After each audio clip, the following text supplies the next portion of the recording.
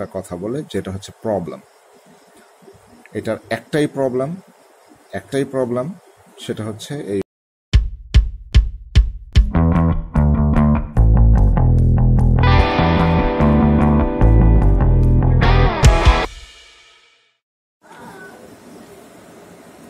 Hello viewers, this is ifti from my channel Life and Me. আমরা দেখতে পাচ্ছি itel IT2163 ফোনটা। এটা হচ্ছে একটা বার ফোন বা বাটন ফোন, প্রপার একটা বাটন ফোন। প্রপার এই কারণেই, এর আগেও আমি একটা বাটন ফোন রিভিউ করেছিলাম, ওয়ালটন অলভিও 100 প্রবাবলি। ওটাতে কোনো ক্যামেরা ছিল না। বাটন ফোনে ক্যামেরা থাকাটা আমি একটা এটা আমার কাছে একটা নেগেটিভ পয়েন্ট। এর কারণ হচ্ছে যে বাটন ফোনে সাধারণত যেই গ্রেডের ক্যামেরা থাকে ওইটা থাকার চেয়ে না থাকাই ভালো। তো ওই ভিজিএ ক্যামেরা বা 0.3 মেগাপিক্সেল 0.8 মেগাপিক্সেল ক্যামেরা দেওয়ার চেয়ে না দেওয়াটা বেটার। এটা ফোনটাকে ফিজিক্যালিও দেখতে বেটার লাগে। ওকে, যাই হোক, তো এটা আজকে আমরা রিভিউ করব। এটা আমি আনবক্সের আগেই করেছি, দোকানে চেক করে নিয়ে এসেছি, প্লাস ইউজও করেছি একদিন। সো এখন আমি এটা আবার আনবক্স করে দেখাবো যে আসলে প্যাকেটে কি কি থাকে। So let's start. এটা ওপেন করার পর এই দিক থেকে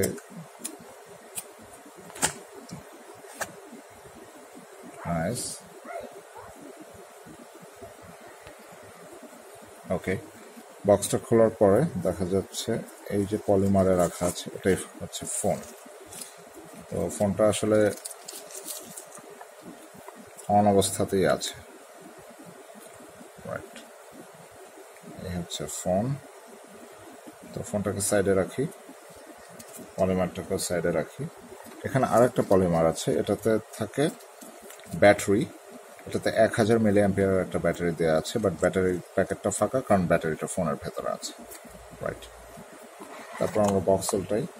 এখানে দেখা যাচ্ছে একটা পলিথিন প্লাস্টিকের তৈরি স্ক্রিন প্রোটেক্টর। এটা আসলে শপকিপার আমাকে ফ্রি দিয়েছে। এটা বক্স কন্টেন্টের কিছু না, বক্সে থাকে না। তারপর আমরা দেখতে পাচ্ছি একটা চার্জার, নর্মাল একটা চার্জার, মেবি 5 ওয়াট হবে, আইটেল ব্র্যান্ডেড, সুন্দর, বাট এটা রিমুভ করা যায় না, একদম ফিক্সড একটা চার্জার আর কি।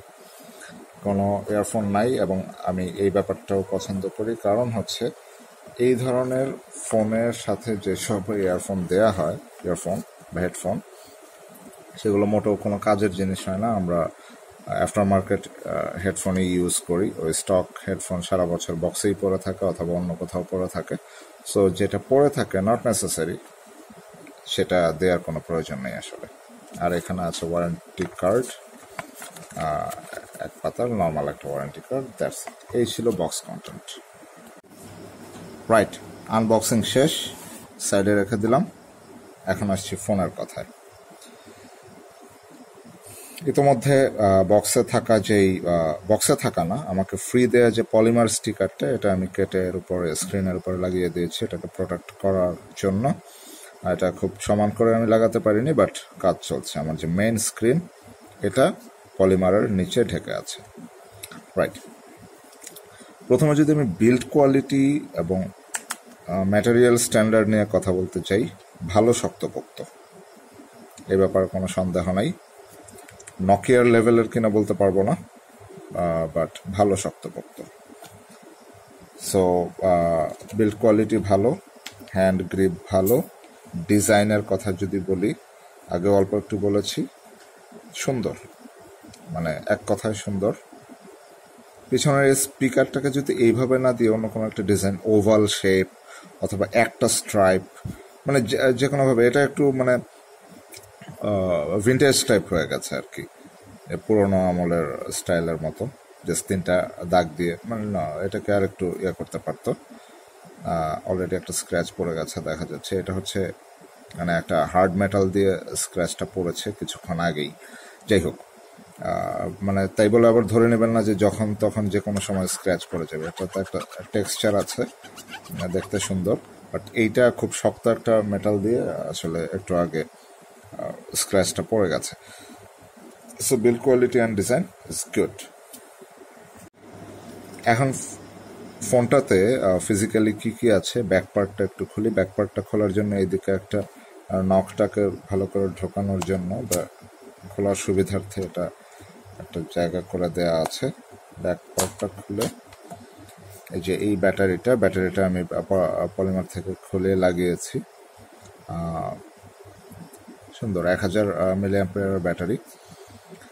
এই ব্যাটারিটা থেকে 3 দিন একদম ফুল ফ্লেজেড 3 দিন চার্জ পাওয়া সম্ভব এবং পাওয়া যায়। ওপেন করলাম, লুক এখানে দুইটা সিম কার্ড স্লট, একটা মেমোরি কার্ড স্লট আছে।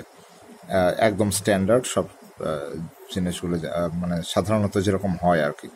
Made in Bangladesh, itel IT2136 এবং IMEI নাম্বারগুলো এখানে লেখা আছে। তো আমার একটা মানে আমার একটা কোয়েরি না, আমার একটা অভিযোগ আর কি, যে এই যে বড় সিম কার্ড স্লট এটা কিন্তু আসলে মানে এখনকার দিনে আর প্রয়োজন নাই। মানে ম্যাক্সিমামই আমরা মিনি সিম মাইক্রো সিম ইউজ করি। তো এটাকে আসলে এই বড় মানে এটা হয় কি, আমি বসাতে পেরেছি সিমটা আমার, বাট এটা যখন ফোনটা হাত থেকে পড়ে যায় বা বড় কোনো জার্ক খায়, সাধারণত পড়ে গেলেই জার্ক খায়, তখন যেটা হয় সিমটা একটু সরে যায়। বেশিরভাগ সময়ই সরে না, বাট মাঝে মধ্যেই সরে যায় বা সরে যাওয়ার একটা সম্ভাবনা থেকে যায়।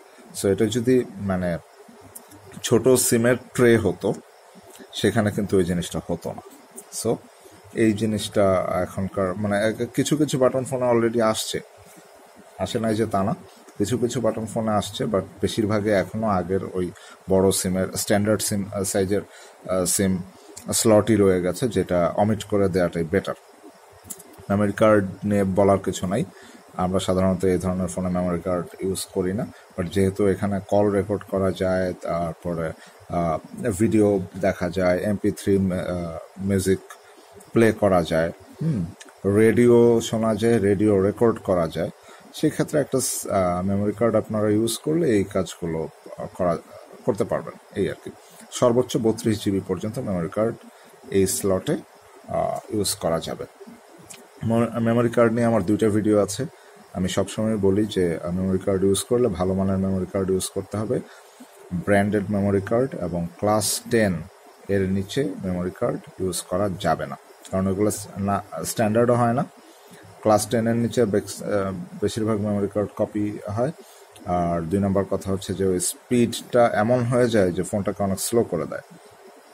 রাইট, আমি ফোনটার ব্যাটারিটা লাগিয়ে কাভারটাকে লাগিয়ে দিলাম, অন করে দিলাম। আচ্ছা, এখন এই ফোনটাতে ওয়্যারলেস FM আছে, এটা একটা ব্যাটারিটা লো, চার্জে দিতে হবে। ওয়্যারলেস FM আছে। ওয়্যারলেস FM এর সবচেয়ে বড় সুবিধাটা হচ্ছে আগে যেমন আমরা মানে হেডফোন ছাড়া FM শুনতে পারতাম না, এই জিনিসটা কিন্তু এখন আর নেই।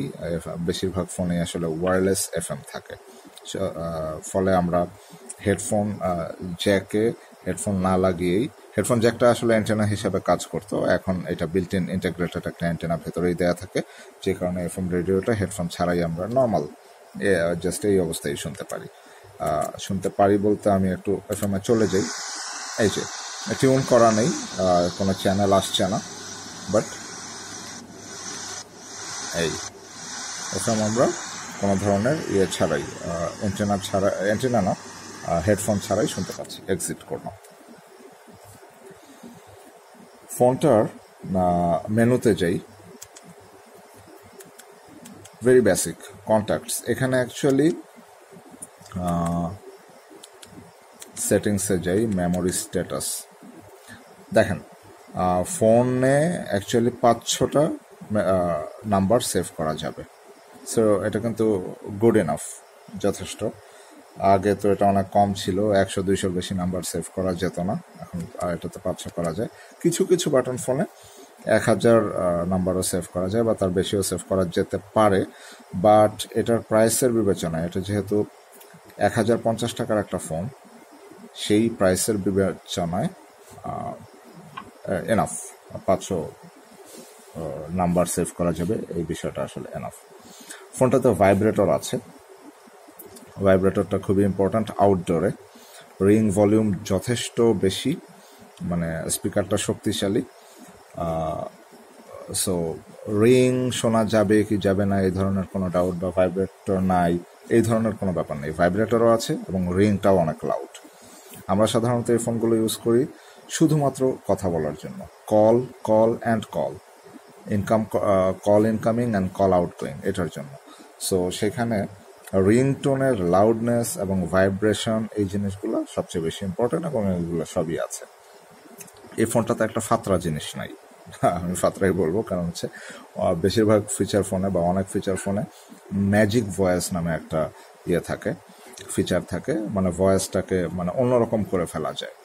বাট এটা আসলে আননেসেসারি একটা জিনিস, এবং এটা মানে ইটস নট গুড। যা বলছিলাম, মেনুতে একটু যাই। আগে বাটন সেটিংসগুলো দেখে, এটা প্রেস করে রাখলে সাইলেন্ট হবে অথবা জেনারেল হবে, এটা প্রেস করে রাখলে লক হবে, নর্মাল জিনিস। মেনু, কন্ট্যাক্টস, আমার ডায়াল, নো বাটন চাপ দিলে স্ক্রিন অফ হয়ে যাবে, আবার নো বাটন চাপ দিলে অন হবে। এটা কিন্তু অটো লক অন করা আছে, অটো লক আপনারা চাইলে অফ করে দিতে পারেন। মাঝখানেরটাতে চাপ দিলেও মেনুতে যাবে, এইটাতে চাপ দিলেও মেনুতে যাবে। নেভিগেশন কি, এইদিকে হচ্ছে অডিও প্লেয়ার, বাম পাশে, ডান পাশে FM রেডিও, উপরে অ্যালার্ম এবং নিচে মেসেজ। সুন্দর। তো আমরা মেনুতে যাই।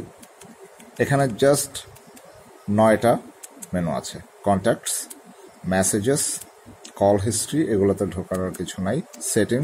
সেটিংসে basic phone settings, call settings, display, এই জিনিসগুলোই আসলে সাধারণত থাকে। FM রেডিও আছে। মাল্টিমিডিয়াতে image viewer, audio video player, sound recorder, এগুলো আছে।